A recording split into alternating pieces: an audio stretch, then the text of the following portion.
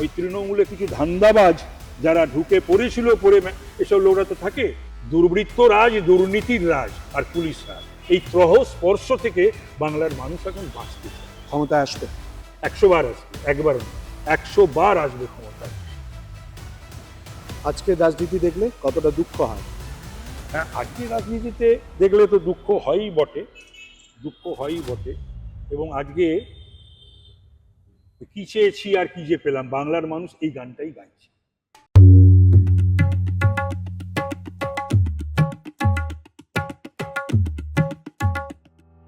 নমস্কার, এই সময় লাইভে আপনাদের স্বাগত। আমি শিলাদিত্য। শুরু করছি ভোটের গল্প। আর ভোটের গল্পে আজ আমাদের সঙ্গে রয়েছেন বিজেপি নেতা তাপস রায়। তাপসদা, স্বাগত। তাপসদা, কেমন আছেন? খুব ভালো আছে। তাপসদা, আজকে আমরা একটু অন্য ধরনের কথা বলবো। অবশ্যই রাজনীতি জড়িয়ে রয়েছে, কিন্তু তাপসদা তার সঙ্গে যেটা জড়িয়ে রয়েছে ভোটের গল্প, একেবারে পুরনো দিন থেকে শুরু করব। আমি যদি ভুল না জেনে থাকি, তথ্য যদি ভুল না থেকে থাকে, ছাত্র পরিষদ থেকে তাপস রায়ের রাজনীতির পথ চলা শুরু। বহুদিন হয়ে গেল, দীর্ঘদিন, সেই কলেজ জীবন থেকে, তারও অল্প কিছুদিন আগে থেকে, 71-এর শেষ, মানে 72-এর নির্বাচন করেছি। বহু নির্বাচন যেমন নিজে লড়েছি, ঠিক তেমনি বহু নির্বাচনে রথী মহারথীদের নির্বাচন আমি দায়িত্ব নিয়ে কাজ করেছি। তো সেটাও তো বহুদিন হয়ে গেল। আমার বোধহয় এই 28 আর 26, 53-54 বছর হয়ে গেল সক্রিয় রাজনীতি। 54 বছর 53 প্লাস, 53 প্লাস সক্রিয় রাজনীতি। এবং টানা কোনোদিন কোনো বিরাম বিশ্রাম রাজনীতিতে নেই। তাপসদা, এই রথী মহারথী, রথী বলতে কাদের বোঝাচ্ছেন, মহারথী বলতে কাদের? ইলেকশন তোর পাড়া, সেখান থেকে আমার নির্বাচনের কাজ শুরু। তারপরে অনেকেরই নির্বাচন করেছি, নিজেও তো লড়েছি বহু নির্বাচন, পুরসভা, বিধানসভা, লোকসভা। কম নির্বাচন তো নিজে লড়িনি, 13টা নির্বাচন লড়েছি। সোমেনদার সঙ্গে কাজ করতে গিয়ে মূলত কোন কোন দিকে নজর দেওয়া বা কোন কোন বিষয় শেখা, জানা বা ধাক্কা খাওয়া? মূলত সাংগঠনিক, সুতরাং সেই জিনিসগুলো ছেড়েও দিতেন, করতামও আমরা কলেজ জীবন থেকে। ছাত্র সংগঠন, তারপর যুব সংগঠন, তারপর মাদার, তারপরে কাউন্সিলর, বিধায়ক, এসব করতে করতেই এই পর্যন্ত আসা। সোমেন মিত্র ভার্সেস মমতা বন্দ্যোপাধ্যায়। সোমেন মিত্র, প্রিয়রঞ্জন দাশবংশী লবি, সেই সময়ের বিশেষ গল্প, বিশেষ কথা।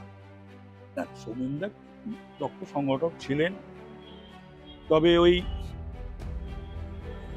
অল আউট তখন, মানে সিপিএম এর তো মানে অন্যায় অত্যাচারে জেরবার মানুষ, তখন কংগ্রেসের কর্মীরাও, সাধারণ মানুষ সব মুক্তি চাইছে। ঠিক সময়তে, সেই সময় যারা কংগ্রেসের নেতৃত্ব দিয়েছিলেন, এটা মনে হচ্ছিল যে ঠিকঠাক হচ্ছে না সকলের, আমার একা। তো সুতরাং কেউ আগে কংগ্রেস ছেড়েছে, কেউ পরে কংগ্রেস ছেড়েছে। আগে কংগ্রেস ছাড়া, পরে কংগ্রেস ছাড়া। কংগ্রেসী রাজনীতির ঘরানায় সোমেন মিত্রের প্রভাব তাপস রায়ের সঙ্গে ওতপ্রোতভাবে জড়িয়ে রয়েছে। প্রিয়রঞ্জন দাশবংশী, দাসবতী, প্রণব মুখার্জি, বরকত গনি খান চৌধুরী, অজিত পাঁজা, মানে যারাই সেই সময়তে প্রদেশ কংগ্রেসের দায়িত্ব ছিলেন, সভাপতি ছিলেন, তাদের সঙ্গেই কাজ করেছি এবং ঘনিষ্ঠভাবেই কাজ করেছি, এবং সিনসিয়ারলি, অনেস্টলি কাজ করতাম বলে দায়িত্ব তারা প্রত্যেকেই, মানে কাজের দায়িত্ব তারা প্রত্যেকেই দিয়েছিলেন, সেই কাজ তুলে দিতাম। এই কাজ করতে গিয়ে, যেহেতু আপনি সিপিএম এর বিরুদ্ধে লড়াইয়ের কথা বলছেন, যেটা খুব স্বাভাবিকভাবে চলে আসবে, যেটা খুব স্বাভাবিক জায়গা, কংগ্রেসী রাজনীতির সেই জায়গায় লড়াইয়ে, সেই সময় রাজনীতি বহুবার আক্রান্ত হয়েছিল। হ্যাঁ, সেই প্রশ্নটাই জানতে চাইছি। রাজনীতি, যুব রাজনীতি, পাড়া রাজনীতি, কাউন্সিলর, এমএলএ লড়া, বহুবারই আক্রান্ত হয়েছিলাম।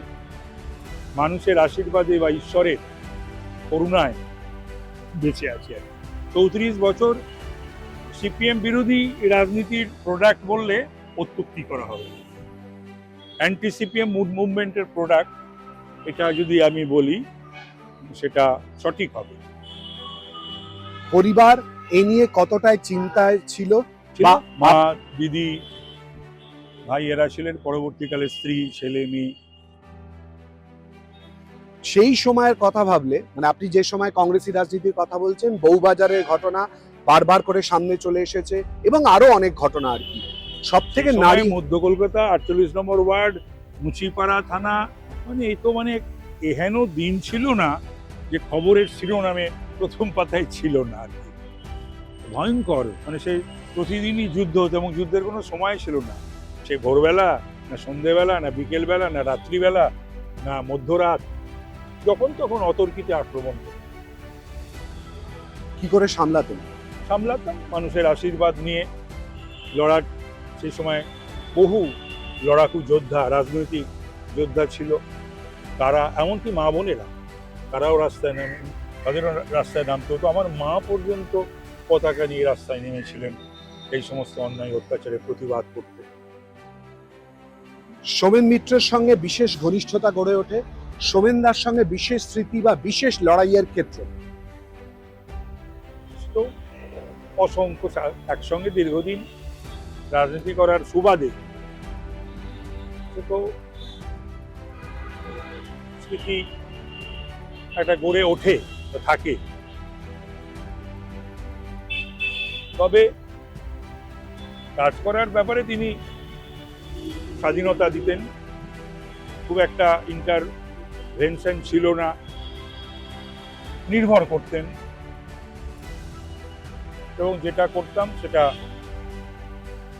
কখনোই সেটা তার পছন্দ হয়নি বা অপছন্দ হয়েছে তেমনটা কখনো বলেননি বা শুনিনি। সোমেনদা কংগ্রেসি ঘরানা, কংগ্রেসি রাজনীতি, মধ্যিখানের প্রসঙ্গে আসছি। তার আগে একেবারে এই মুহূর্তে যে রাজনীতি বা যে রাজনৈতিক দলের সঙ্গে আপনি যুক্ত, ভারতীয় জনতা পার্টি, একেবারে বিপরীতমুখী হয়ে গেল না? না, সেটা ভাবলে বিপরীতমুখী, না ভাবলে তো বিপরীত। যদি মানুষের স্বার্থে কাজ করতে আসি, যদি সমাজের কাজ করতে আসি, যদি বাংলার ভালো হোক, তার একজন যদি একটা সৈনিক হিসাবে কাজ করতে আসি, বিপরীত দিয়ে কি আছে? একটা সামনে কেউ একটা ব্যানার দেখায় কিন্তু মনে অন্য কিছু, ব্যানার দেখাচ্ছে এক আর মনে অন্য কিছু।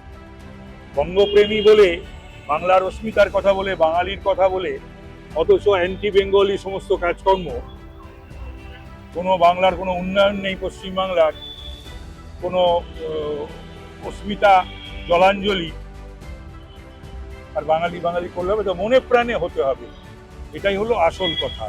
বলা এক কাজ এক হলে তো হবে না। তো সুতরাং সেটা ওই বিজ্ঞাপনের মতো হয়ে যায়। সমস্যাটা কোথায় তৈরি হয়েছিল তাপসদা মূলত?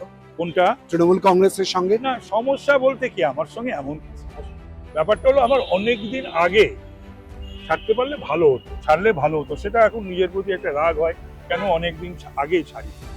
তবে ছাড়বো এটা ঠিক করেছিলাম, কিন্তু অনেকদিন আগে যে রাজনীতি ছিল সেটা ঠিক হয়েছিল, কিন্তু অনেকদিন আগে মনে মনে। সে 20শে জুন 2023-এ একটি ঘটনাকে কেন্দ্র করে একটা মিটিংয়ে মমতা ব্যানার্জির সঙ্গে আমার কিছু বাক্য বিনিময় করে। তারপরে হচ্ছে ঘটনা যে মনে করেছিলেন যে কিছু কিছু ঘটনা এগুলো বোধহয় জানে না নেতৃত্ব বা প্রশাসন। একটার পর একটা প্রতিবাদ করতাম, বলতাম, প্রকাশ্যে বলতাম। আমি তো ঠোঁট কাটা মানুষদের মধ্যে পড়ি বলে সকলে বলে। নিজের কেন্দ্রেতে বলতাম, পার্টি অফিসে বলেছি, বিধানসভায় বলেছি, সেগুলো নিশ্চয়ই জানা হতো। আমি বলতাম যে এগুলো হওয়া উচিত নয়, এগুলো কেন হচ্ছে। এই চাকরি বিক্রি থেকে শুরু করে, এই আমার অঞ্চলে একটা রেলওয়ে কোঅপারেটিভ ব্যাংক, তারপরে বিভিন্ন কলেজে এই যে ছাত্র ইউনিয়ন 8-9 বছর ধরে বন্ধ। সারা জীবনে তো ছাত্র রাজনীতি থেকে উঠে এসেছি, কোনোদিন আমি এটা শুনিনি, দেখিনি কোনো রাজনৈতিক কোনো সরকারের সময় কোনো ছাত্র সংগঠন যে তারা ভর্তির জন্য পয়সা নিয়ে বিশ্ববিদ্যালয়ে বা কলেজে করেছে, সেটারও প্রতিবাদ করতাম। তারপরে দেখলাম, অনেকদিন পর বুঝলাম যে না, এসব আমি শুধু শুধু এগুলো প্রতিবাদ করছি বা চিৎকার করছি বা বলছি, এগুলো সকলেই জানে এবং প্রশ্রয় দেয়, আশ্রয় দেয়, এবং তাদের আশীর্বাদ রয়েছে, সেই আশীর্বাদ নিয়েই করে। তারপরে কি স্বার্থ আছে না আছে জানি না, তা নাহলে এই সমস্তগুলো করতে দেবে কেন, এগুলো হবে কেন? এই আমাদের কাছ থেকে, এমএলএদের কাছ থেকে সমস্ত নাম চাওয়া হতো। আমার কাছ থেকে তো নিয়েছিল, মুকুল মারা গেছে, পার্থ নিয়েছিল, বালু নিয়েছিল, আর কনস্টিটিউয়েন্সি থেকে নাম চাইছি, তাদের বলছি তোমাদের নাম নেওয়া হচ্ছে, চাকরি পাবে। তারপরে কি হলো? মাথা হেঁট হয়ে যায় কেন্দ্রের ছেলেরা মেয়েরা যখন জিজ্ঞাসা করে। একটারও চাকরি হয়, নাম নিয়েছিল, এখন বোঝা যাচ্ছে সেই নাম নেওয়ার কারণটা কি, আর কাদের চাকরি হয়েছে আর কিভাবে হয়েছে। নিন্দুকারে তো বলেন 2024 লোকসভা নির্বাচনে যাতে আপনি টিকিট পান, টিকিটের চাহিদার জন্যই আপনি বিজেপিতে যোগদান করেছিলেন। না না, টিকিট আমি তো বলুক আমাকে যে আমি কোনোদিন কোনো টিকিটের জন্য কারুকে বলেছি কিনা, ক্ষমতা নিয়ে বলুক না বা কেউ বলুক না যে আমি কখনো কোনো নমিনেশনের জন্য আমি বরঞ্চ আমাকে বলা হয়েছিল, বরঞ্চ যখন জানতে পেরে আমার বাড়িতে যখন একের পর এক লোকজন আসছে বা পাঠানো হচ্ছে, নামগুলো বলবো না কারা কারা পাঠিয়েছিল কারা কারা এসেছিল, তখন তো আমাকে বলা হয়েছে, অনেক কিছু বলা হয়েছে, এটা করা হবে সেটা করা হবে ওটা করা হবে। আমি মন ধরে তৈরি করে নিয়েছি, সিদ্ধান্ত নিয়ে নিয়েছি আমি করবো না, তারপরে আবার ব্যাক আউট করা। বরকতদা এবং তারই সঙ্গে প্রিয়দার সঙ্গে কাজ করার বিশেষ অভিজ্ঞতা, বরকতদা, প্রিয়দা এবং সোমেনদা তো বটেই, বিশেষ অভিজ্ঞতা, বিশেষ কিছু। প্রিয়দা বিশেষভাবে তার নিজস্ব লোকজন নিয়ে চলতেন, সেটা সকলেই কম বেশি নিজস্ব লোকজন নিয়েই চলতেন, আর ভালো বক্তৃতাটা করতেন, এই পর্যন্ত আর। তবে আমার মনে হয় যে কংগ্রেসের লিডারশিপরা যদি ঠিকঠাক কংগ্রেসকে পরিচালনা করতো আর অল আউট সিপিএম এর বিরুদ্ধে যেত, তাহলে কিন্তু ওই তৃণমূল কংগ্রেসের সৃষ্টি হতো না, আর মমতা ব্যানার্জি সারফেসে আসতো। রাজীব গান্ধী, ইন্দিরা গান্ধী সমস্ত জামানা দেখে ফেললেন, প্রণব বাবুরও কাছে গিয়ে হাজির হলেন। সেই যে কংগ্রেসি রাজনীতি, সেই যে প্রধানমন্ত্রিত্ব, সেই যে একটা কংগ্রেসি চাম, সেই ঘটনাগুলো কি মনে পড়ে, না, কোনটা দেখো? ব্যাপারটা হলো যে বাংলার জন্য, বাংলার সংগঠনকে জন্য, এবং এই যে সেটিং কথা মাঝে মাঝে ওঠে না, বলে না, তো এখন তো যে কংগ্রেস এবং সিপিএম যে একসঙ্গে, এখন প্রকাশ্যে, সেই সময় নিশ্চয়ই একটা কিছু ছিল বোঝাপড়া, তা না হলে পরে অল আউট যেতে দিত না কেন, অল আউট যায়নি বা কেন? অল আউট যদি যেত তাহলে এই ভাবা যায় এই সমস্ত লিডারশিপ, এই যে পাঁচজনের কথা আমি বললাম, এই কংগ্রেসের পঞ্চ পাণ্ডব, প্রণবদা, বরকতদা, সোমেনদা, প্রিয়দা এবং সুব্রত, এরা যদি অল আউট যেত, কাউকে খুঁজে পাওয়া যেত আজকে, না তৃণমূল কংগ্রেস সৃষ্টি হতো? এদেরই তো ডিউ রেসপেক্ট টু, এরা পাঁচজনই আজকে নেই, তাদেরকে শ্রদ্ধা জানিয়ে প্রণাম জানিয়ে আমি বলছি, এদেরই ভুলের জন্য বা এদেরই অল আউট না যাওয়ার জন্যে, আর দলকে সেভাবে তৈরি না করার জন্যই তো তৃণমূল সৃষ্টি হলো। আপনিও তো সোমেন মিত্র লবি করেছিলেন। আমি তো কংগ্রেস করতাম, তো লবি, তো সোমেন মিত্র লবি। লবি ঠিক না, সোমেনদা তো আমার ন্যাশনাল, আমার পাড়ার নেতা ছিলেন, আমার পাড়ার এমএলএ ছিলেন, তো সেই হিসাবে কি আমি দক্ষিণে গিয়ে কংগ্রেসটা করব না?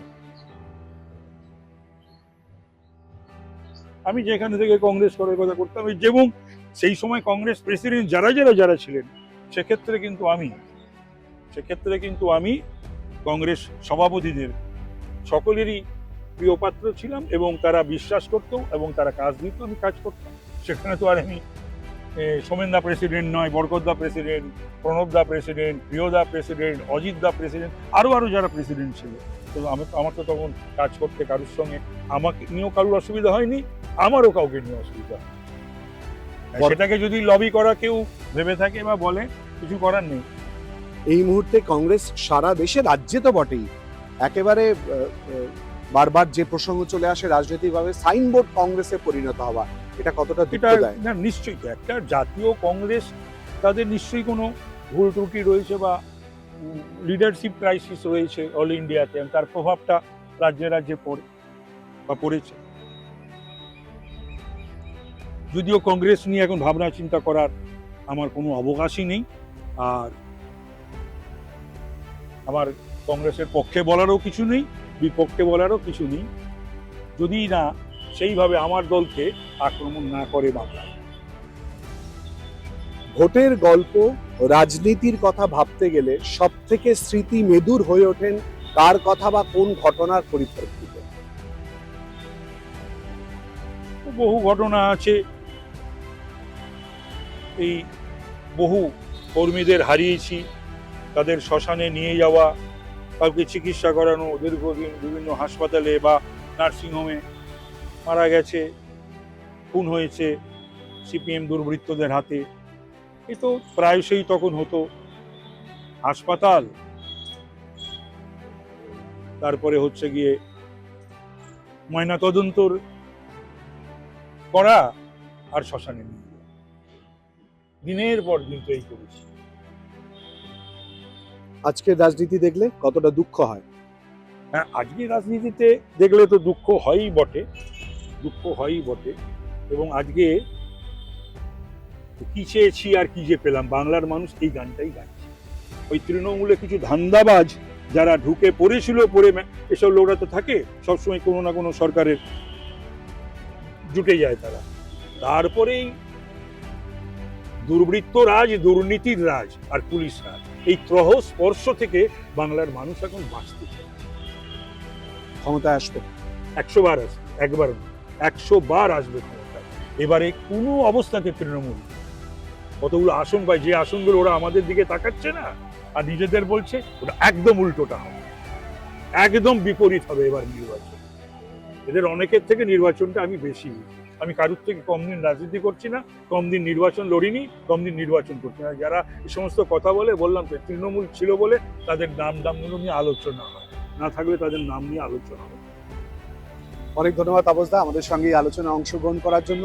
তাপস রায় 53 বছরেরও বেশি সময় ধরে রাজনৈতিক জীবন যার পরিপূর্ণ হয়ে রয়েছে এবং অনেকগুলো বিষয় আমরা জানার চেষ্টা করলাম, বিশেষ করে পুরোনো দিনের গল্প থেকে আজকের সময় পর্যন্ত রাজনৈতিক পালাবদল বা পরিবর্তনের নানান ইতিহাসের সাক্ষী যিনি, তার কাছ থেকে নানান সাক্ষ্য গ্রহণেরই আমরা চেষ্টা করলাম।